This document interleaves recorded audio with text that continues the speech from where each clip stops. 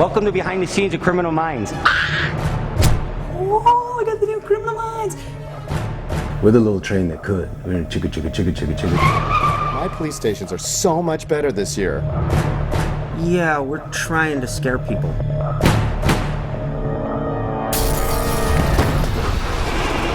And how crazy is that? Cut!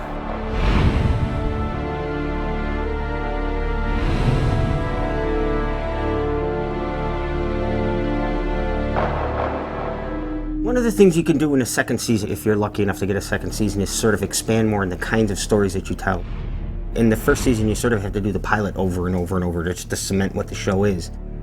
Last year, we really had to establish the show, just the pace of the show, the style of the show. But in doing that, we were compared to Cold Case and Law & Order and CSI. And we were just kind of another procedural. That was good, but we were just kind of another one. And this year, I think we have our own identity. I don't think you can compare us to any other shows. What's very important for a returnable show is to be able to return and to be able to go anywhere, which is why throughout we tried going to different places, not just to serial killing. So the audience was always going to be surprised by something. In essence, you always want to sort of top yourself. You want the audience to want to come back, and you want people to be just completely drawn in. Especially the second season, the sophomore season, I think it's the biggest challenge for any series to sort of be as good as you were in the first 22. This show is definitely deepening. It's, you know, the dark places of the mind, and it's kind of a natural thing for this show to head in that direction. We don't think of it as procedural at all. In fact, we get annoyed when people do. We tried to think of them as like a little thriller every week, and then everyone's could be different. They keep coming up with this stuff where you just go, what are you reading? They're all like a collection of different cool, strange porcelain animals or something. I think that's why the audience is watching the show. Each show is a unique study of human behavior and psychopathy and derangement sometimes.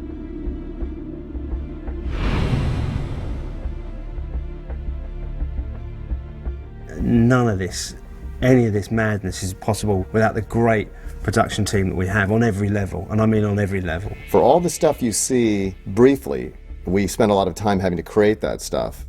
There's a lot of stuff that you don't ever see happens in the show, but there's a lot of reference to, like, this is the fourth in a series of gruesome murders. And so we have to create those crime scene photos that my art director, Victoria, has gotten expert at. We didn't really do them that much last year. We kind of let a lot up to the imagination, and we're trying to be a little bit grittier, I feel, this year, and really show things that have happened that lead us up to where we are now.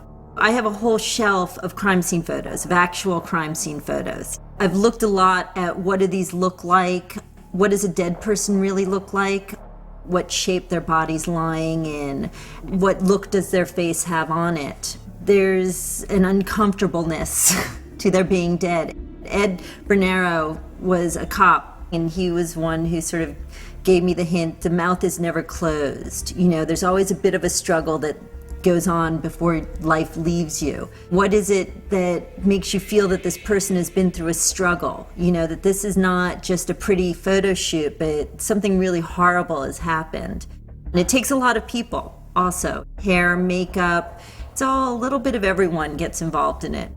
The aging is one of the hardest things, so people don't go out looking like they're wearing all new clothes. We're adding mud. We use borax. We use TSP, we use all these chemicals. I'm sure you should not be washing things together and to destroy the fabrics, to tear it down. And then we have curry brushes for horses, and we have picks, and we have all kinds of things where we distress it. The idea is to make it look real, which, you know, hopefully we're doing.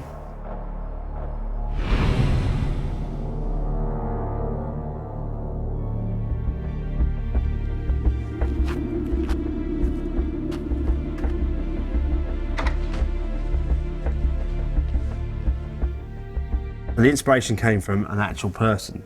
What they found was a gynecologist's chair with video cameras, and he had 2,000 implements of torture around the walls. And this vehicle is his killing room. It'll be soundproofed.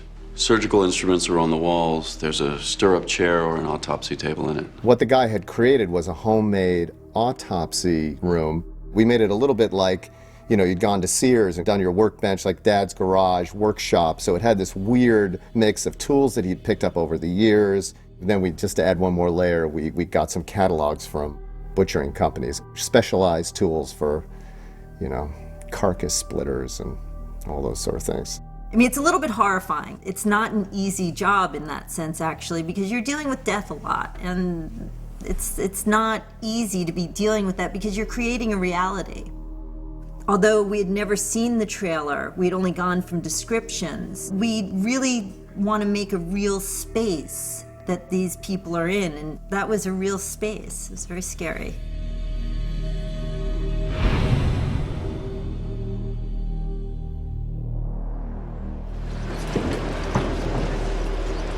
Guys, these wind chimes are made of bone. I think it's human rib bones. The serial killer has been killing for 30 years. He makes these wind chimes out of the rib bones of his many victims. Everyone has positive ideas about wind chimes and the tinkling and nice long afternoons and in a hammock. But then when you got up close and you saw these things were all made out of the victim's bones and that he'd been accumulating them. And so they were definitely a hero, you know, a hero image in that show. Well, you can't traffic in human bones, so we went to a prop maker and they gave us an example of a rib bone, which was much smaller than we actually thought. So they cast these, they made these are artificial. And we talked about souvenir objects like this pin and this earring that would be left over from his victims that we would incorporate into the wind chimes. We did 20 of these, and of the 20, this one is my favorite. It's got an oriental flair, and you can't actually tell these are rib bones unless you're really looking at it.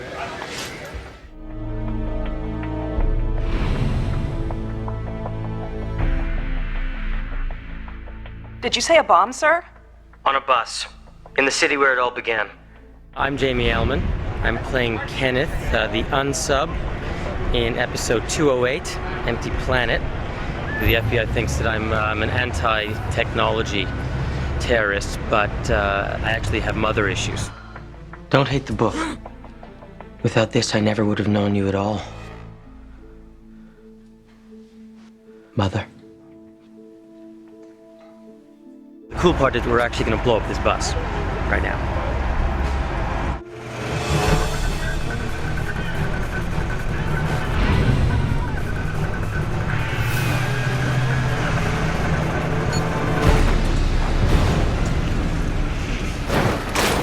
We've blown up a few things on this show. All that stuff is fun, you know. It's fun to do all that stuff. We blew up a service station. We blew up a trailer out in a yard. We just had a burning house. There's a lot that goes into that. You have to fireproof the set and then put elements in it that can burn. And it has to be vented and for explosions as well, because when you see them, there really is always a risk. You really have to be careful. It takes very little to have someone get hurt. Okay, so the sequence of events that's going to happen here after this safety meeting, we will do a rehearsal with our stunt guys so that we can see exactly what they're going to do. They have to gel up. We have propane mortars inside that we need to fill. Fuel on the ground and on the building. We're going to go hot and then you roll the camera. Okay. Ready? Go this way, please. And action!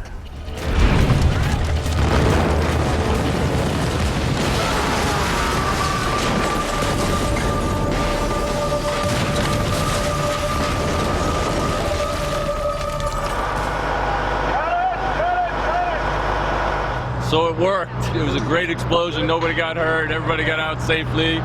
Well, not in the script, but in the real world. So I'm really happy with how it worked. Great job.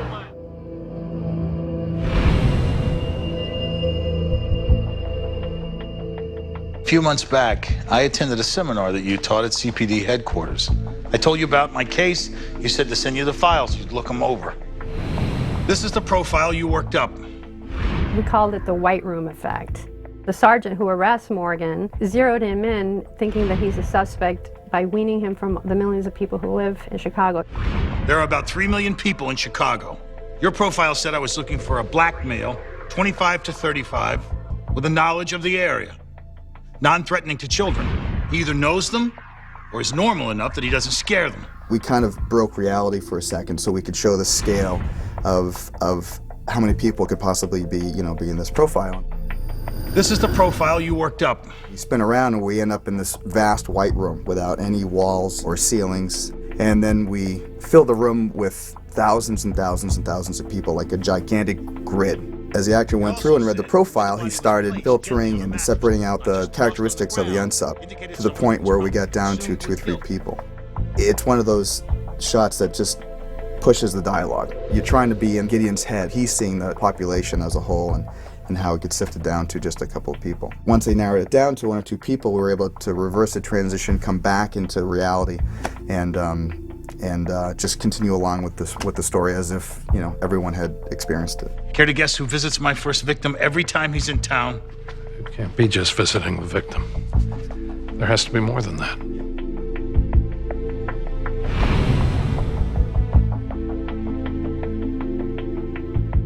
Would you like to see exactly how your day is going to end? This is the very last day of shooting of the 2nd season of Criminal Minds, and it's a day where we work primarily with a young lady named Bree Blair, who's playing a victim of a guy who sets her into sort of this house of horrors that she has to try to find her way through to save her life. And we just got finished doing the glass room where she falls into a room full of glass, and then it goes into the room next door, which we call the white room, where one of the previous victims, a videotape of their murder is up on the wall in there. And she's just learned that she's going to have to find her way out of this 130,000 square foot facility, and at the end of the scene she runs out to do that. Right now we are actually in an old meatpacking plant just off downtown Los Angeles, sort of the Skid Row area of Los Angeles. It used to be, I think, an armor plant or something like that.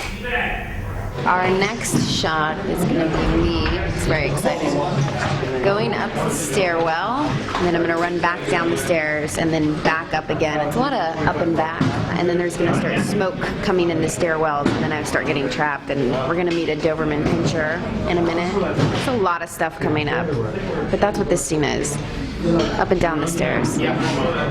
I have a bad feeling about this. This is Stacy, the stunt girl. This is all fake. Hi. And now she's getting ready to do a stair fall. And she's padded up, and she's got knee pads and hip pads and elbow pads. And I'm back. I'm ready to go. And she's ready to go. Ready, and action.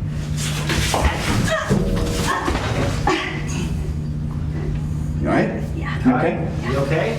Yeah, she's good. We're going to do it in 3 parts because it's too long a fall to do in 1. Okay, Stacy, here we go. Ready, and action.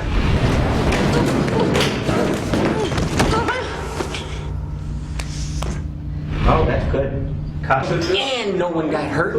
Isn't this? The building that she's in the story used to be a slaughterhouse, so there's a room where all of the animals were killed, and that's kind of the final room that she goes into in her journey through this house of horrors.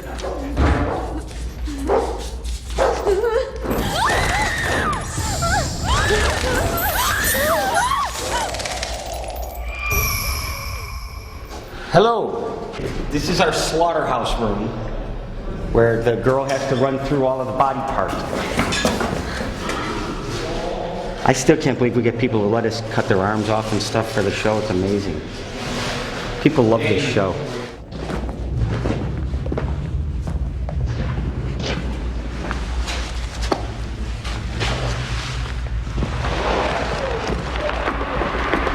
That finishes this camera for this season.